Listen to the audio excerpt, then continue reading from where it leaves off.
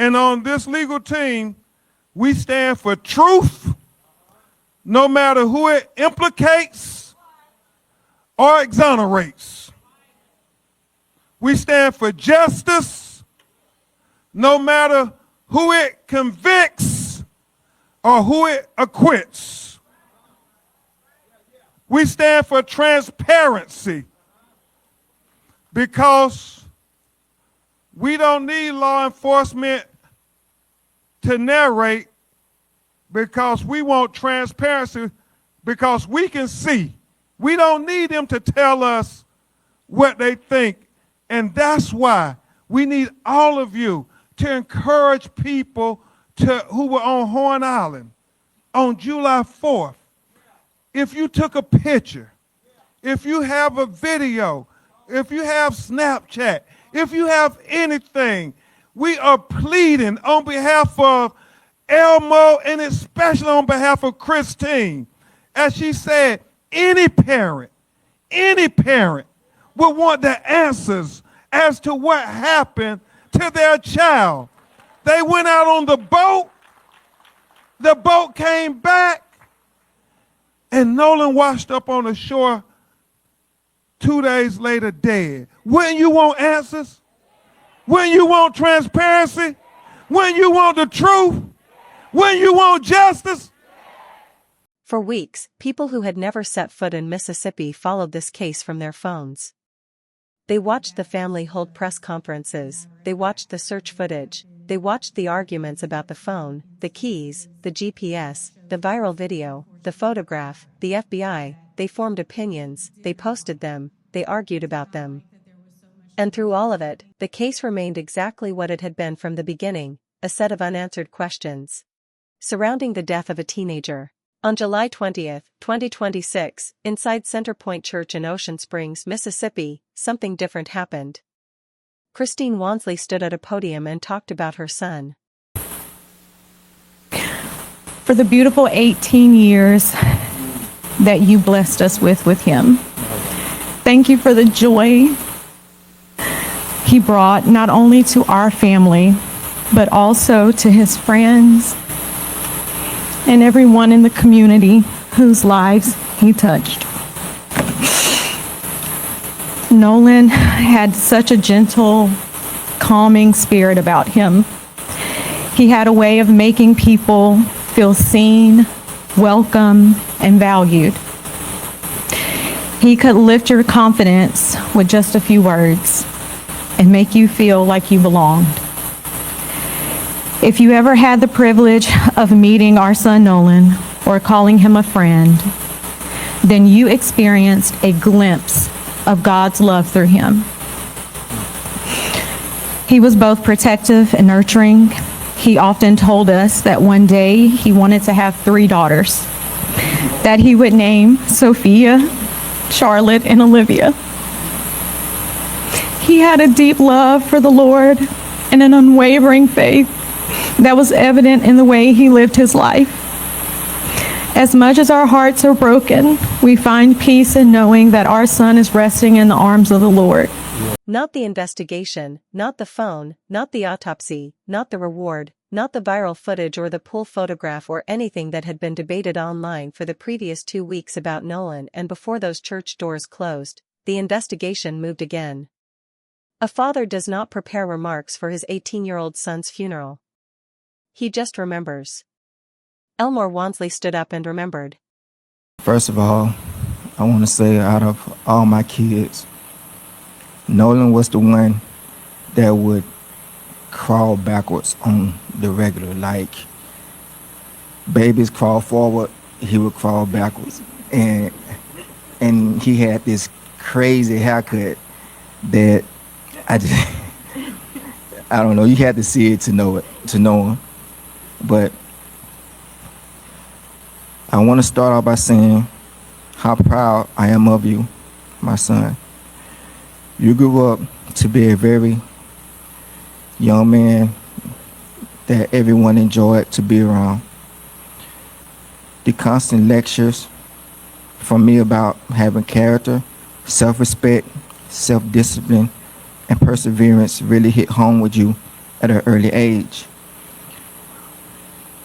These were the things that I had to live through to really be able to pass down to you and your siblings.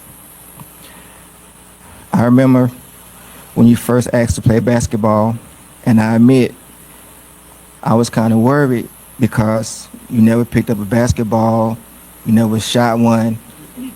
We didn't have a actual basketball goal. The only thing we had was that Walmart special, the little plastic one that everybody breaks in the first few days. But on that first day of tryouts, you shocked me and your mom. And just to make a long story short, you, Jalen, and Javon won y'all first championship together.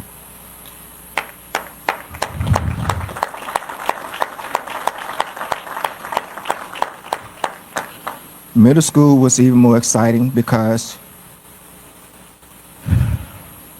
you were not just making a name for yourself on the football field, the basketball court, and the baseball diamond, but you were also laying the groundwork for your little brother Elmore. I nicknamed you Mr. Cool Hands because it seemed like you was catching a touchdown every game.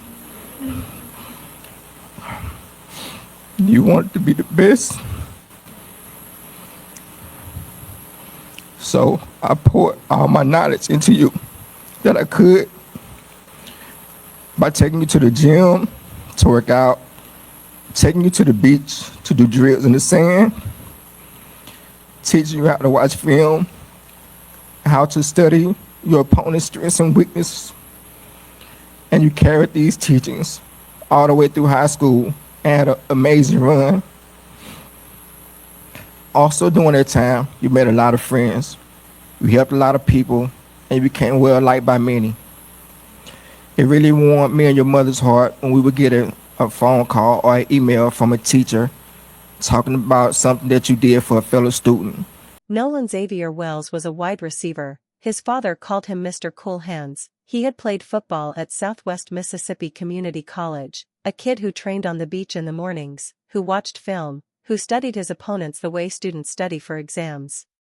He had college interest. He was moving toward the next chapter of his life. Basketball was not his sport, but at some point he walked into tryouts with no track record, no goal at home, no particular reason to think it would go well, and came out with a championship. That detail stayed with the people in that church, the kind of young man who walks into rooms where he has no business succeeding and succeeds anyway. He had 3 younger siblings who looked up to him, and he had already given thought to the family he planned to build one day. He had named the daughters he intended to have: Sophia, Charlotte, Olivia. The young man being remembered inside that church on July 20th was very different from the figure at the center of 2 weeks of headlines. Headlines move fast. They flatten people. What Elmore Wansley said at that podium did the opposite. If you are following the Nolan Wells case and you want to be here for every confirmed development, subscribe to Marin Crime Stories. We follow every case until there is a final answer. Al Sharpton stood before that congregation and made an offer: $50,000. For information leading to an arrest and conviction in the death of Nolan Wells. He said it plainly, he takes no money from the families he represents in cases like this. The $50,000 was his own. Then his phone lit up. Tyler Perry, who had already covered the cost of Nolan's funeral entirely, was watching from somewhere outside that church. And he matched it. $100,000. Sharpton read the text out loud inside the church. He announced it to a room full of people who had been following this case since the morning of July 6th. A 6-figure reward for information leading to an arrest and conviction is not a gesture. It is a declaration. It signals that the people standing closest to this family believe something took place on Horn Island on the 4th of July that the public record has not yet fully accounted for, and that they are willing to pay, in concrete terms, for someone with direct knowledge to step forward and say so. Sharpton also placed this case inside a longer history. He named Emmett Till. He named Medgar Evers. He was not drawing a direct legal comparison between those cases and this one. He was explaining something about Mississippi, about why, in this state, with this family, the demand for transparency is not a negotiating position. It is the baseline. Ben Crump followed him to the floor. What a message. Justice for Nolan Wells. Justice for Nolan Wells. Justice for Nolan Wells. Justice for Nolan Wells. Now let's say it so his family will know they are not alone. Justice for Nolan Wells. Thank you. I stand before you with a plea for justice. I'm so grateful that Reverend Al Sharpton, America's civil rights leader, did not think it robbery to stand with Christine and Elmo and all of their family, to let them know that despite what some people may say or do that is so insensitive, so disrespectful, so inhumane, while you all are grieving the worst loss that any parent could have, that people from New York, people from Los Angeles, people from Chicago, Detroit, London, Paris, all over the world has been calling Nolan Wells' name. Justice for Nolan Wells. His address was built around a single question, one he directed at everyone in that room and everyone watching. If this were your child, would the investigation as it currently stands be enough for you? He called for the evidence to be made visible, not press releases, not summaries, the actual, documented record, available to everyone simultaneously. If you are watching this without the full background, here is what is confirmed. Horn Island is a barrier island approximately 8 to 10 miles off the coast of Ocean Springs, Mississippi. It is part of Gulf Island's National Seashore, federally protected wilderness. No permanent structures, no facilities, no phone signal. It is accessible only by boat, and it is known for strong, unpredictable currents in the waters surrounding it. On July 4, 2026, Nolan Xavier Wells traveled to Horn Island by boat with a group of friends to mark the holiday. He was 18 years old. He was a student and wide receiver at Southwest Mississippi Community College. He had his whole next chapter in front of him. His friends came back to the mainland, Nolan did not. His mother, Christine Wansley, tracked his phone through Life 360. When she reached the boat, the phone was there, left on the dashboard alongside other phones, along with his keys. She went through his Snapchat accounts. Both of them were empty. For a teenager who posted consistently and regularly, that absence was one of the first things she said did not feel right. She also noted that the location data from Life 360 and the location data from Snapchat did not match. A multi-agency search began on July 5. The United Cajun Navy assisted alongside local emergency responders. On the morning of July 6, a National Park Service ranger found Nolan's body face down in the water off the northwestern tip of Horn Island. Jackson County Coroner Bruce Lind confirmed the identity through dental records. He told CNN there were no immediate, obvious signs of physical injury or trauma. Because of the uncertain circumstances, he requested a full autopsy at the Mississippi State Medical Examiner's office. Jackson County investigators said at an early stage they suspected Nolan had drowned, but they did not close the case. They said the investigation was ongoing. Christine Wansley addressed that at the July 10 press conference. She said she respected law enforcement, but the rush toward an accidental drowning conclusion, before either autopsy had been completed, before the phone had been fully examined, before the full account of the day had been independently verified, made both her and Nolan's father deeply uncomfortable. Her words, "What we want is transparency. At the end of the day, we want answers."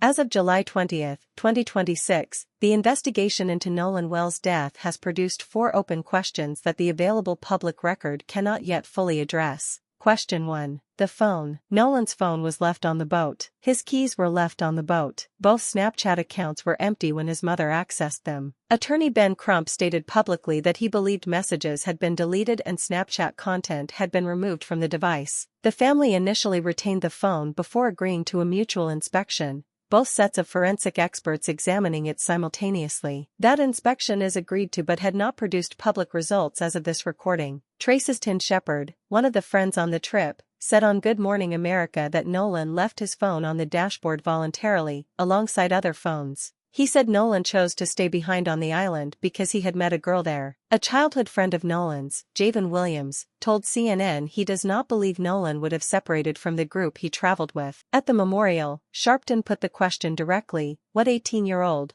of any background, willingly hands his phone to someone else before going off on his own? Question 2. The GPS. The boat's GPS records are broadly consistent with the route the group described publicly. The boat's movement has been documented. What GPS cannot reconstruct is what happened on the island after the group arrived. It cannot tell investigators what was said, what occurred, or what Nolan's final hours on Horn Island actually looked like. The boat moved. Nolan's last hours on that island remain unaccounted for in the public record. Question 3. The viral material. A video circulated online that many viewers believed showed Nolan in an altercation. Trace's Tin Shepard stated on the record, publicly, in an interview, that the voice in the video was his own, that Nolan was not in the footage. A photograph shared by Ben Crump appeared to place Nolan at a pool gathering on July 5, after he was reported missing. Shepard told Rolling Stone the photograph was taken on June 27, at a completely separate location. It was not from the island. It was not from July 5. Both pieces of content reached millions of people. Both were subsequently corrected publicly.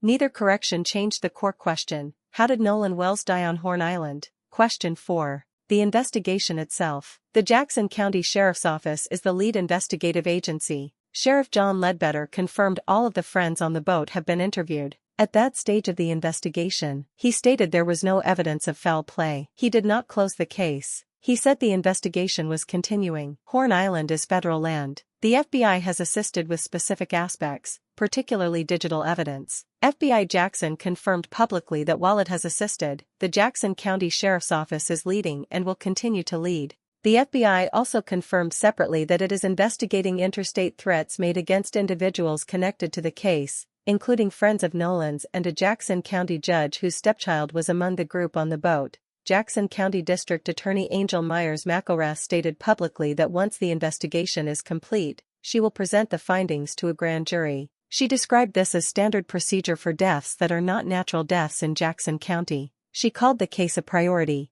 2 autopsy results are pending, the official state medical examiner's findings, and the independent autopsy commissioned by Ben Crump's team, paid for by Colin Kaepernick. Neither has been publicly released as of this recording. The chanting that filled Center Point Church on July 20 will fade. The cameras will leave Ocean Springs. The crowds will return to their lives. When they do, Elmore and Christine Wansley will still be in Mississippi, still waiting for what they asked for the morning of July 6. Answers. Here's what the record shows as of July 20, 2026. Nolan Xavier Wells was found dead in the water off Horn Island on July 6. His cause and manner of death have not been determined. 2 autopsies are pending. A joint phone inspection is agreed to and underway. A grand jury has been committed to. No arrests have been made. No charges have been filed. A $100,000 reward is active. Spike Lee was at the service. Terrell Owens was at the service. Tyler Perry paid for the funeral. Al Sharpton and Ben Crump stood at the front of a church and made promises to a family that has been asking the same questions since the morning their son's phone came back without him. Until someone can account for what happened on Horn Island that day, his family has said they will not stop. When the autopsy results are released, when the grand jury convenes, when anything in this investigation moves, Marin Crime Stories will be here. Subscribe and turn on notifications.